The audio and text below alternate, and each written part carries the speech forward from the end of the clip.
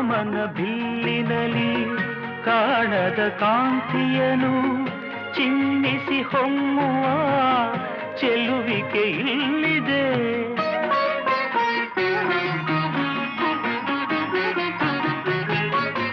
ಪ್ರೇಮದ ಸೀಮೆಯಲಿ ಸೌರಭ ತುಂಬಿದ ಬಾಡದ ಹೂವಿನ ಕಿರುನಗೆ ಚೆಲ್ಲಿದೆ.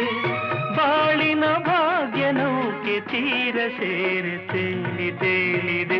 ಮನಸ್ಸಿನ ರೂಪ ಮಂಗಳ ದೀಪ ಆನಂದ ತಂದಿದೆ. ಹೊಸ ಬಗೆ ಗುಂಗಿನ ನಿಷೇಧಾನೇರಿದಂತಿದೆ.